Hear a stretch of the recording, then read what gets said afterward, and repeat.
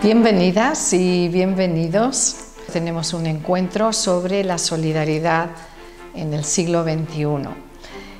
La solidaridad en el siglo XXI está muy globalizada, enfrentamos una situación nueva en el servicio, en la posibilidad de que nuestra responsabilidad de cara a las desigualdades y a la injusticia en el mundo pues pueda estar más extendido y podamos llegar a más países y más sitios.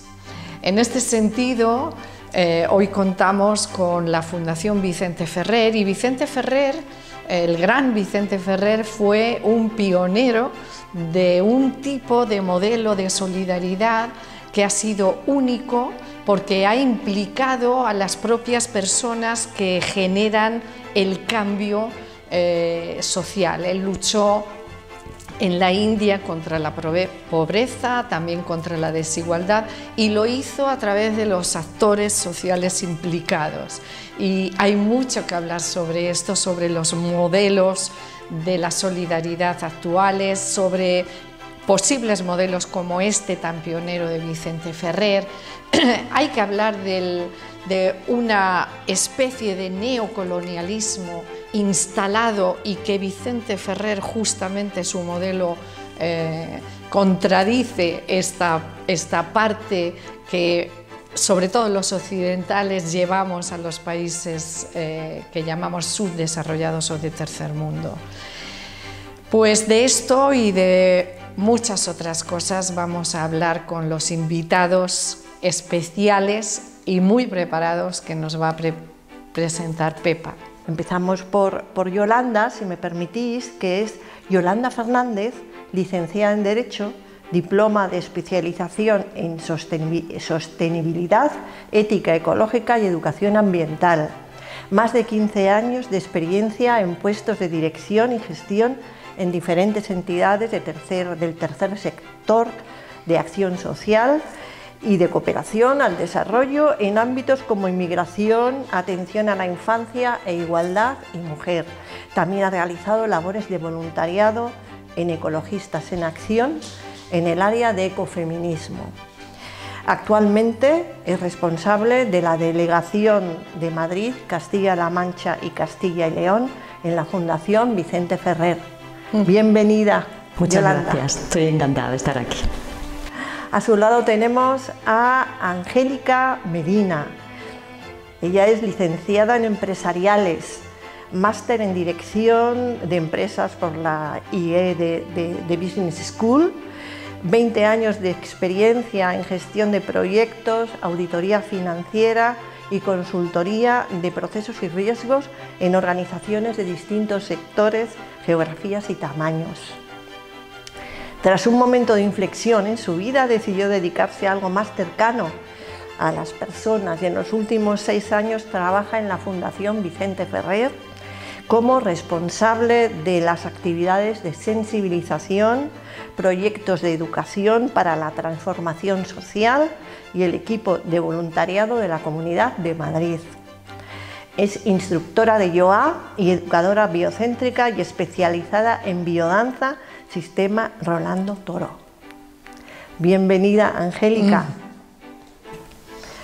Y aquí a mi derecha tengo a Swami Krishnananda. En 1985 se integra en la Organización Internacional de Yoga Sivananda, donde permaneció durante más de 18 años, iniciado en la Orden de Sannyasa Sivananda Sarasvati. En 2006 fundó el Instituto Yoga Retiro de Madrid y se integró como formador senior en la Escuela Internacional de Yoga, donde desarrolla su labor como formador de filosofía, yoga y meditación en los programas de formación de la escuela. Su inquietud es mantener los pilares heredados de la tradición más genuina del yoga, encontrando formas de compartirlos durante más de 40 años. Bienvenido, Swami. Muchas gracias por invitarme.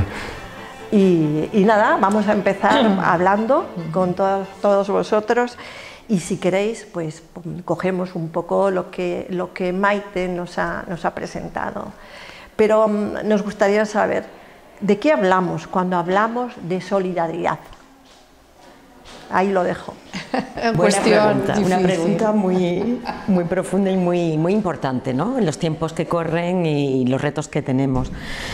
Para mí, y voy a hablar desde mi propia experiencia y también desde la Fundación Vicente Ferrer, yo creo que la solidaridad es precisamente una experiencia individual y colectiva. ¿Por qué digo esto? Porque enlazo con las palabras de Vicente Ferrer, que decía la acción buena. Él hablaba de la acción buena. Y ahí viene esa experiencia de solidaridad.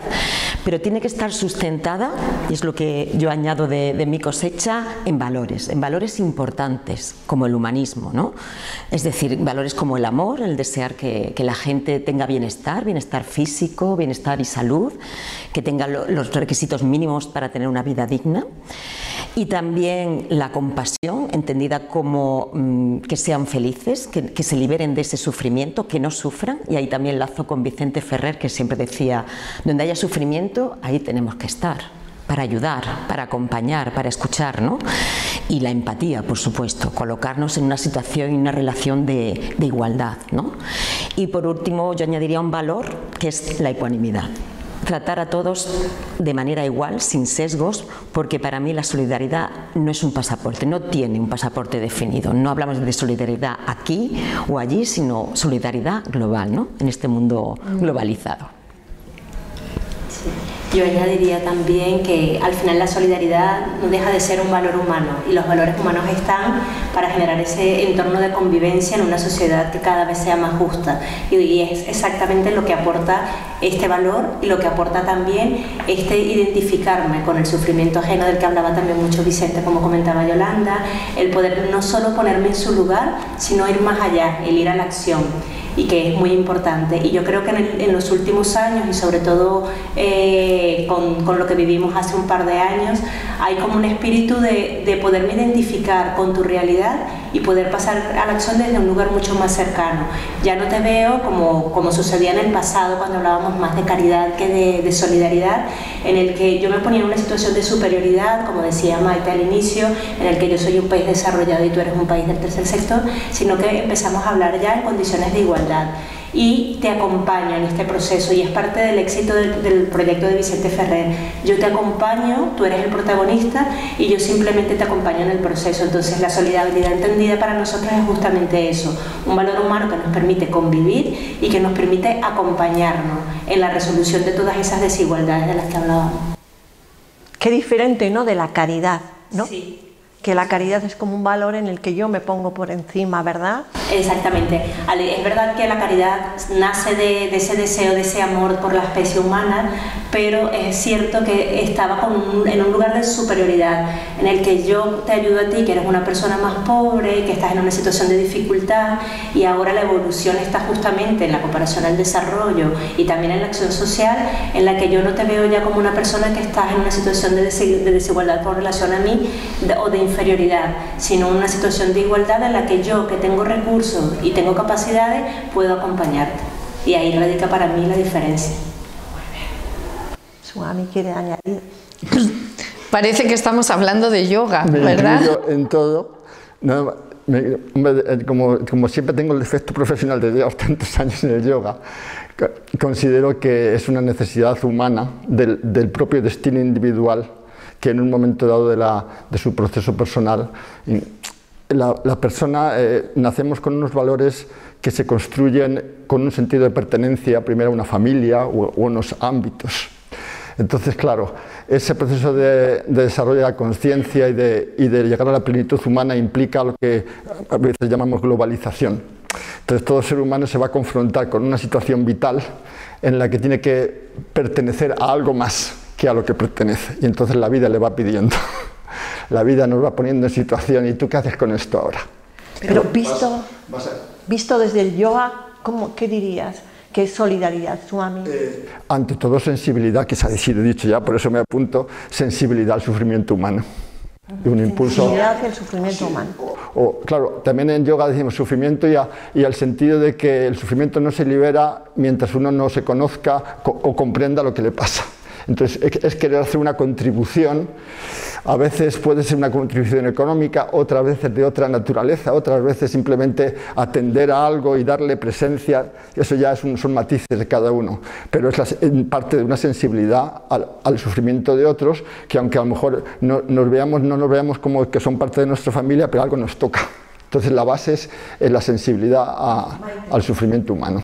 En relación al yoga, yo creo mucho en esto que voy a añadir simplemente un matiz porque me parece muy clarificante esto que dice Swami de que pasa la solidaridad pasa por el autoconocimiento y por darse cuenta.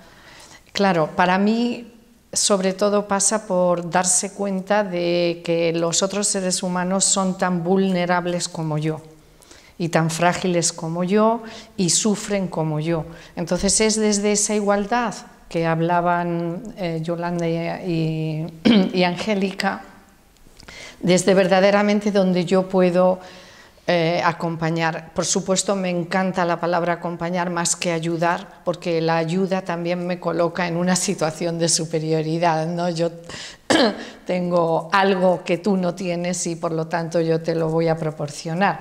Sin embargo, sí que hay una nueva actitud, una nueva manera de experienciar o experimentar la solidaridad, que es más horizontal y más en relación al yoga de reconocimiento primero de mí misma, de mi propia, en este sentido, vulnerabilidad, ¿eh? Entonces ahí está el acompañamiento. Las dos habéis mencionado, sobre todo yo creo que tú, pero la palabra acción. Ahí es donde me gustaría también que dijéramos algo más, ¿no?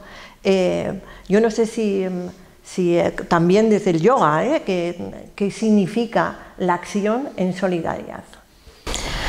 Para mí la acción y para la Fundación es moverse, actuar. Es salir de mi entorno, de mi situación personal y actuar, hacer algo, acompañando, porque además dentro del acompañamiento hay una parte muy importante que es la escucha. Escuchar qué necesita la otra persona, no lo que yo creo que necesite, ¿no? Hay una experiencia de Vicente que a mí me conmovió mucho cuando la oí, cuando él llegó a Anantapur en el año 69 y empezó a trabajar con la gente, los Dalit, la casta más inferior. Él pensaba que lo que necesitaban era pues un pozo, agricultura, comida, y le dijeron: no, queremos un camino asfaltado para poder llevar a las personas, a nuestros muertos, a enterrarlos, porque no podemos ir de otra manera. Y eso le cambió, ¿no? Le cambió la perspectiva de decir: no, es lo que yo creo que necesitan. Y ese acompañamiento es muy importante en esa acción, hacerlo desde la humildad de que yo no tengo todas las respuestas, de que tengo que escucharte y acompañarte, ¿no? Escuchar tus necesidades. Para mí esa es la acción, escuchar y actuar. Ajá. Pero desde las personas que formamos parte de la sociedad en general y tal, ¿cuál crees tú dónde podemos aportar con nuestra acción? A nivel como sociedad, ¿te refieres? Sí. ¿Cómo podemos aportar? Pues a través del voluntariado, por ejemplo. Es una manera de ser partícipe, ¿no? de poder incidir, de poder influir en muchos ámbitos, o a través de la colaboración económica, o a través de muchos ámbitos. Yo creo que no solamente en lo local, sino también en lo que va más allá de lo local, ¿no? A mí, de todas formas, me parece que la acción, que es uno de los nobles caminos del yoga, que es el karma yoga. Karma significa acción, y es una acción que se genera cuando me doy cuenta del sufrimiento del otro.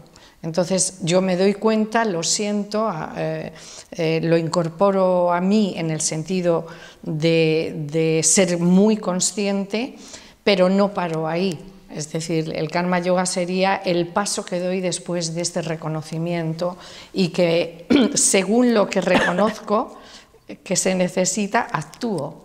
Muchas veces puede ser solo y dentro de mis posibilidades en mi localidad o en mi propia familia, y como es el caso de ellas, en otro país, con otras sociedades, con otra tal, ¿no? En este sentido, sí me gustaría, perdón,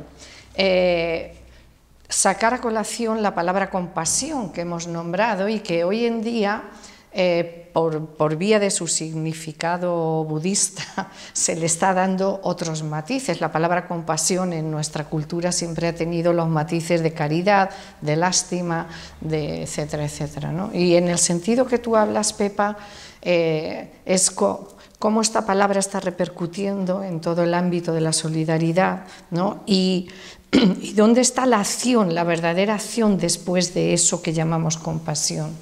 No sé cómo lo veis. Quizá, Angélica, ¿tú quieres cómo...? Sí, retomo un poco lo que compartía Maite, porque yo creo que ahí es donde radica la diferencia entre la empatía, en el que yo me pongo en tu lugar y reconozco tu sufrimiento y tu necesidad, pero es la compasión justamente la que te motiva o te impulsa a esa acción. A la acción. Es justamente como que el valor diferencial está justamente allí. Yo lo entiendo cuál es tu necesidad, te escucho, pero actúo en consecuencia. Y entonces yo creo que es allí donde está ese impulso vital, del que hablaba también Swami, de ya no me quedo solamente en mí, mi felicidad no depende solamente de mí. Y rescato una frase de Yogananda, de que mi felicidad no puedo hablar de mi felicidad si no involucro la felicidad de otros. O sea, no puedo hablar de ti y de mí sin que haya un nosotros en realidad. Entonces allí es donde radica esa profundidad de sentir compasión por ti, impulsarme a la acción. Esa acción puede ser muy diversa, como comentábamos, en cuanto a entorno, pero yo hago algo, y ese algo puede ser difundir, puede ser participar activamente en una labor puntual, regular, puede ser colaborar económicamente con una causa. Yo me identifico con eso, con una causa, por ejemplo, en este caso, y a partir de esa causa empiezo a accionar, empiezo a actuar. Me sale un poco una sonrisa de que esto implica donar, no simplemente, sino donar el tiempo, el gran problema de nuestro tiempo. Lo más valioso el gran problema tenemos. de nuestro tiempo. Yo estoy viviendo eso ahora literalmente por una cuestión de acción. Dice, pero es que tengo que dedicarle más tiempo y no por las razones personales de tu propio trabajo, de lo que sea. Es el gran problema que yo estoy que existe, ¿verdad? Que una persona de pronto tiene el impulso por la emoción de la que partimos, ¿no? Y a ver cuánto puedo donar, y no estoy hablando, insisto, y el tiempo es clave. Cada uno podrá hacerlo, las decisiones que tomen. Ahí yo lo quería sacar a relucir. Y luego también quería el elemento, precisamente para que no se quede en la emocionalidad, que hay que, claro, es el tema de que, claro, Vicente Ferrer y otros grandes maestros del mundo del karma yoga y de la acción lo han conseguido o han hecho una gran labor, cómo crear ambientes donde esas personas, yo estoy trabajando un poco también con gente sin casa, no trabajando sino intentando, de momento estoy muy emocional y no estoy consiguiendo, pero ves eso, cómo crear ambiente donde esas personas de alguna manera les puedes acompañar mejor, puedas colocarte a su nivel. Si superas la parte emocional. Ese es un gran tema para yo, por ejemplo, ¿no? A pesar de que he vivido en un ambiente de ofrenda de tiempo, como fue la Escuela Sivananda de 18 años, me encuentro ahora como en vacío, o sea, como empezando de nuevo, es decir, cómo tú manejas cómo saltas de lo emocional. Y a veces la situación es no necesariamente, venga, no, a veces incluso tienes que decir, también lo que he visto, claro, que evidentemente también maestros de este mundo como Vicente han conseguido crear ese ambiente y tiene que ser en colaboración con otras personas. Las acciones individuales son muy limitadas y se tienden a quedar en una especie de ganas. Pero entonces, en fin, lo dejo esto en el aire, simplemente que hace falta que se cree una red, que evidentemente yo ahora no participo de ninguna red, son todas acciones individuales, y veo que evidentemente eso es difícil también, y ahí se queda. ¿Y cómo vivís esto vosotras? Sí, a mí, retomando un poco lo que decía Swami, justamente la solidaridad implica una acción conjunta por un fin común. Entonces lo importante que es esa colaboración, el poder actuar en red, como de hecho lo estamos haciendo hoy al unirnos aquí, para poder impulsar este tipo de iniciativas, para impulsar la solidaridad, para impulsar también la acción. Y en ese sentido lo que comentábamos antes de cómo pasar de la emocionalidad a cómo pasar a la acción, nosotros también acompañamos desde aquí eso, porque muchas veces cuando las personas van a India, conocen nuestro proyecto, cuando regresan les llamamos para preguntarle qué tal ha sido la experiencia y de alguna manera para intentar de que eso vaya a la acción, porque es verdad que a veces las personas vienen conmovidas, vienen conmovidas, muy emocionadas cuando hablamos con ellas sobre lo que han visto y vivido en India, al ver que es una cosa real, que se materializa el cambio y la transformación de las personas. Entonces lo que hacemos nosotras también aquí desde labor que hacemos en la Fundación en España concretamente, es también poder acompañarles, lo mismo con el voluntariado, o sea, orientarte desde lo que tú puedes ofrecer, qué puedes aportar también, porque al final las transformaciones, el lema de la Fundación es transforma la sociedad en humanidad, y la transformación es algo que se consigue en conjunto, que se consigue en colectivo y que implica necesariamente esa acción. Entonces también acompañamos a las personas a que puedan actuar desde la Fundación. Eso está muy bien, porque a lo mejor efectivamente muchos queremos hacer algo, ¿no? Como decía Swami, en la emocionalidad, pero no sabemos exactamente cómo hacer, cómo llegar, ¿no?, a ser eficaces en esa labor, ¿no?, de cambio y de transformación. Es muy importante esa educación o esa orientación que decías tú, ¿no? Sí, esa sensibilización. Yo te comparto lo que estamos haciendo, pero también te invito desde la concienciación a cómo integrar esto en tu vida para pasar de la emoción a esa acción, poder integrar pensamiento, emoción y acción para que de esta manera tú tengas una vida, al final todos queremos, como comentaba, somos una vida mucho más plena, que parte de la coherencia, de ese sentido de coherencia. Yo siento y pienso algo y actúo en consecuencia. Entonces el acompañar también desde ese lugar es súper importante. ¿Qué puedes hacer? Te oriento, pues si puedes colaborar de manera activa, puntual, periódica, si lo que necesitas es, pues igual no tienes tiempo, porque efectivamente vivimos en una sociedad donde el tiempo es lo más valioso y lo más reducido en muchas ocasiones, entonces como igual pues con una aportación económica, o sea, hay muchas vías de colaboración y nuestra labor aquí en España es justamente también compartir cuáles son esas vías de colaboración.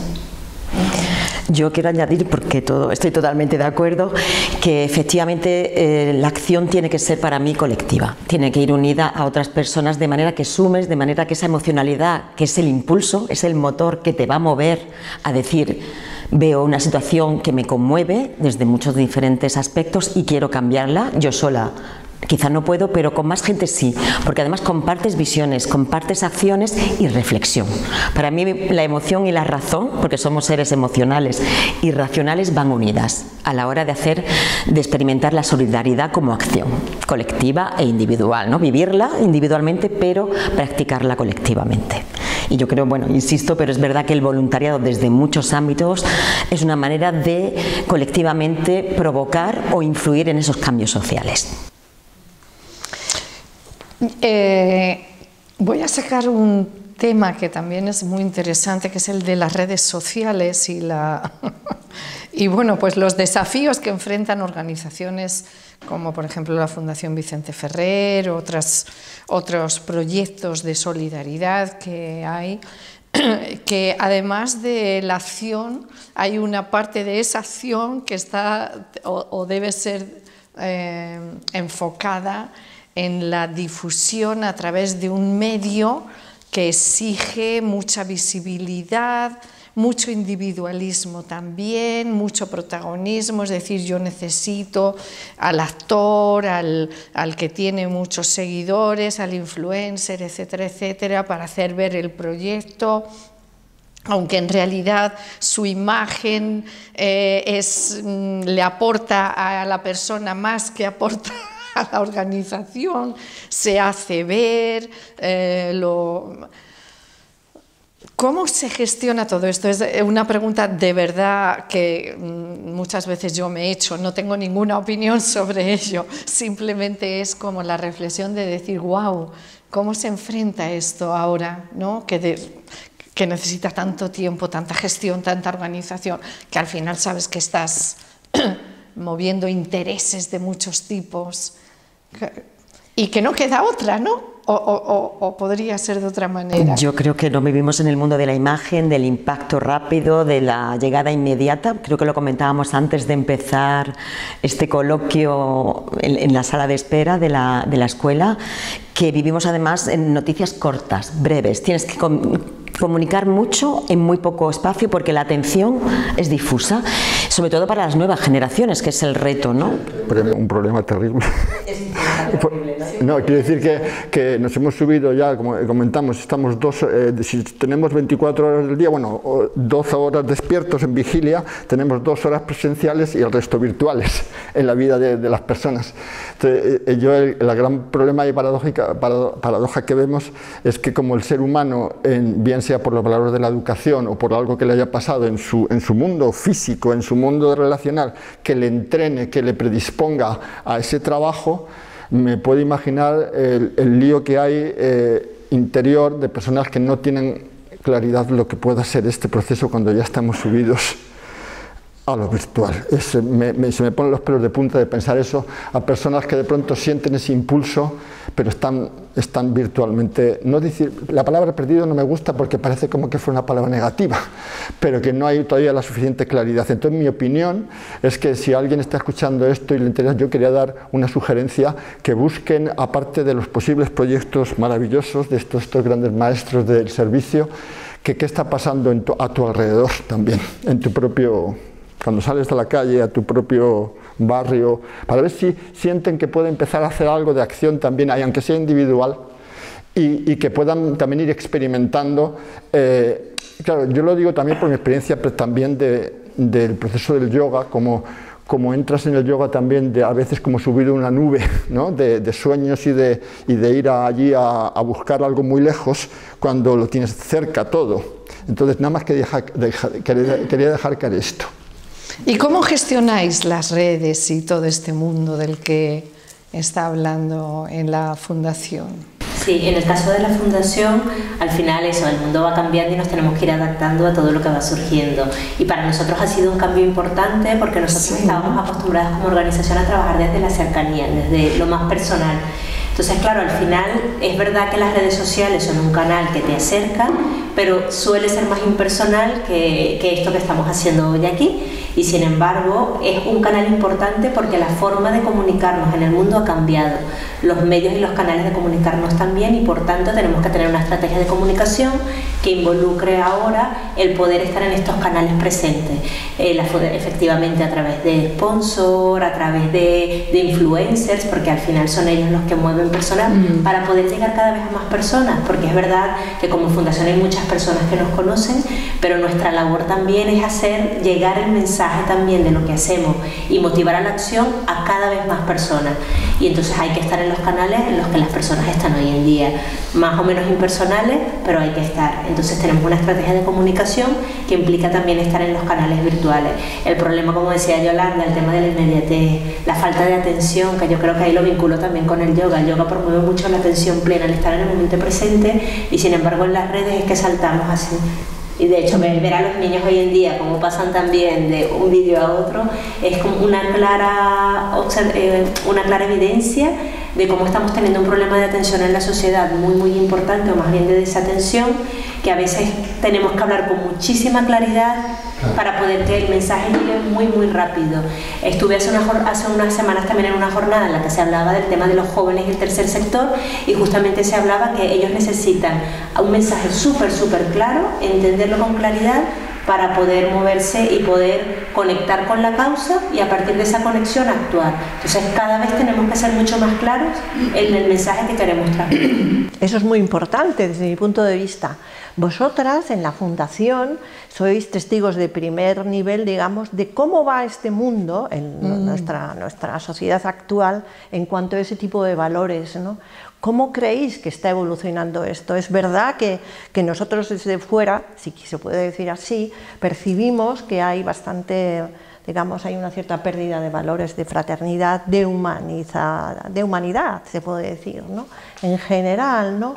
Más individualismo, más, no sé. Entonces, ¿vosotros cómo percibís? ¿Qué ha pasado en la Fundación en estos años, no digo desde que empezó, pero un poco de los últimos años, ¿no? ¿Ha evolucionado para bien, digamos? Hay una base social muy comprometida y muy fidelizada con la Fundación que sigue estando presente, y que a través de eso, del boca a boca, seguimos hablando, porque al final seguimos creyendo en que es lo más efectivo. Cuando las personas creen y conocen, porque conocen de primera mano el proyecto, son ellas las principales promotoras para que otras personas se unan a la causa y al programa que tenemos. Pero es verdad que hay una tendencia a la individualización, que a las personas ya, y sobre todo a los jóvenes, les gustan que los colectivicen, que me traten como uno más de una sociedad, porque yo tengo mi propia identidad y me gusta. Entonces, claro, poder conectar con eso a veces es complicado. Sin embargo, sí que siguen uniéndose personas a la causa, cada uno desde el lugar que puede, y por eso el poder tener un abanico de posibilidades para que las personas puedan colaborar. Hay un tema también de compromiso, cada vez nos cuesta más comprometernos con las cosas, a todas las personas. Por el tema del tiempo. Justamente por el tema del tiempo. Entonces, claro, ¿cómo yo te puedo dar una alternativa para que tú puedas moverte a la acción sin que esto implique el renunciar a tu tiempo, sin que tú sientas que no puedes comprometerte con algo? Entonces, allí está el tema de ofrecer posibilidades, incluso a nivel económico. Pues si no puedes todos los meses tener una colaboración puntual. O sea, ahí hay que flexibilizar, la flexibilidad es muy importante. Adaptarse a los tiempos, ¿no? Ajá. Y en cuanto a los proyectos de la Fundación Vicente Ferrer, que son proyectos de ejemplo, yo creo, para otras tantas organizaciones que funcionan en todo el mundo, ¿no? Sí quisiera sacar dos temas. Uno, el proyecto de Mujer a Mujer, porque sospecho que la transformación social en la India, o que ese proyecto o esos proyectos que ha puesto en marcha Vicente Ferrer y Ana Ferrer, ¿no?, tengan gran repercusión en la transformación social, ¿no?, y que puedan servir como verdaderamente un ejemplo para el resto de sociedades y de proyectos humanitarios. Y bueno, empecemos por ahí, luego iba a decir simplemente, y luego cómo es la transición hacia este siglo XXI, que estamos ya en el primer cuarto, qué proyectos claramente son los necesarios, no solo en el ámbito de la Fundación, que seguramente tenéis proyectos muy claros, sino en el ámbito incluso global, ¿no?, del mundo, de los seres humanos.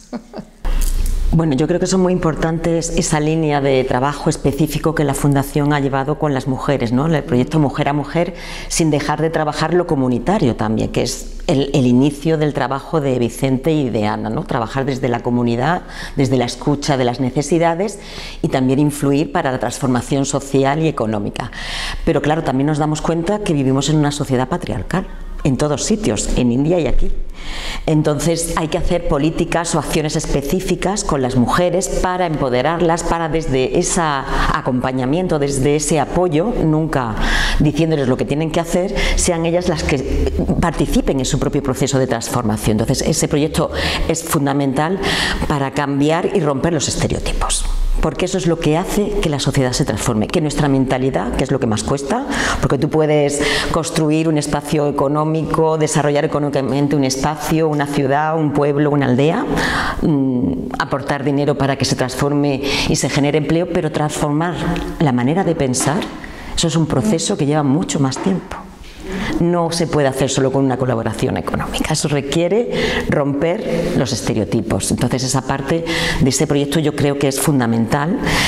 Y bueno, ¿hacia dónde debemos de ir? Pues hacia proyectos que por supuesto impliquen, yo creo, esa atención, ese acompañamiento integral, mejor dicho, ¿no? Que abarque no solamente un espacio como puede ser el campo de la educación, que es fundamental, pero también acompañe otros, ¿no? Como la salud, el bienestar, el deporte, ¿no? Que si queréis luego hablamos de este proyecto del deporte y salud, ¿no? O sea, que sea una intervención desde muchos ámbitos, integral, holística, perdonad por el palabra, pero en el tercer sector a veces utilizamos esas palabras, pero mucho más de 360 grados, ¿no?, por así decirlo. Quizá Angélica puede añadir más del proyecto. Estás tocando creo que estás tocando el plano en que la evolución de estas instituciones tienen que ir en algún momento subiendo en sociedad a los estamentos políticos, a influenciar a los estamentos políticos, porque para que las acciones se acaben de conjuntar.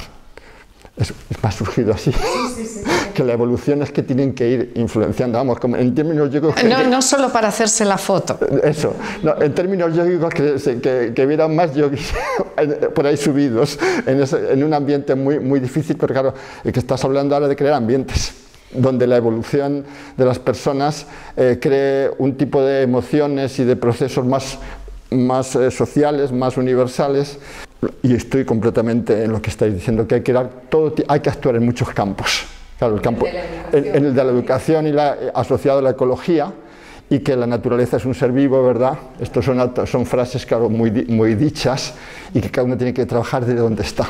En este sentido, justo donde está, en su casa, lo que está pasando, vamos, claro, yo proyecto un poco mi proceso personal a mis 60 y tantos años, de que decir algo que mi propia familia no me enseñaron bien, y que tiene que ser así poco, para luego ir ampliándolo.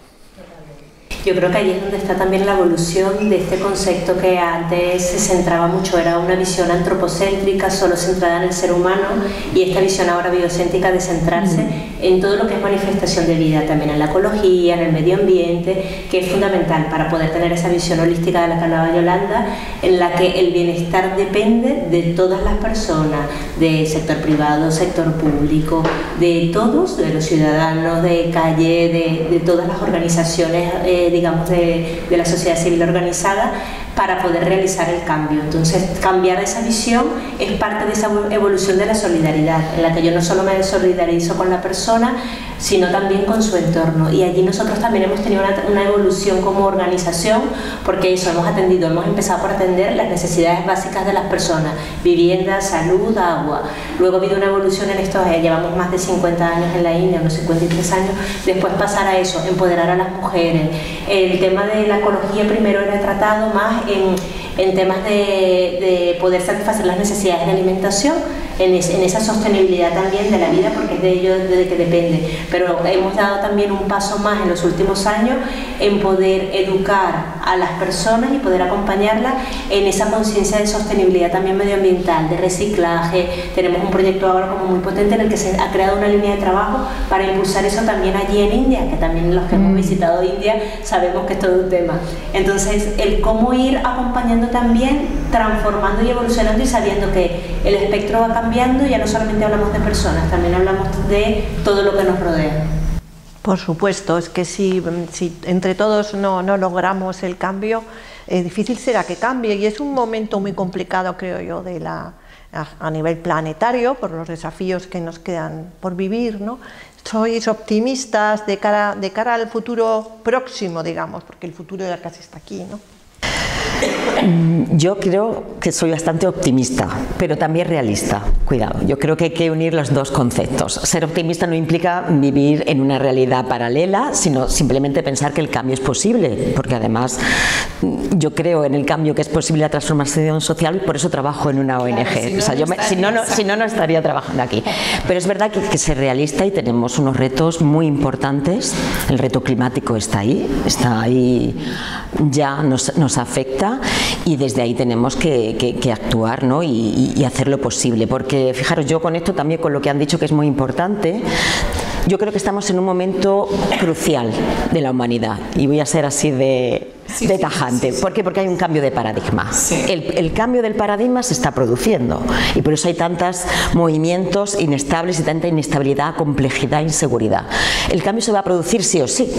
Es decir, tenemos que darnos cuenta, y aquí voy a lanzar un poco con el ecofeminismo, pero yo creo que es una filosofía y una explicación del cambio muy necesaria. Es que somos ecodependientes, lo ha dicho Swami, dependemos de la naturaleza para vivir, sí o sí, es que no hay vuelta atrás. Necesitamos agua, necesitamos alimentos y un aire más o menos impoluto para respirar.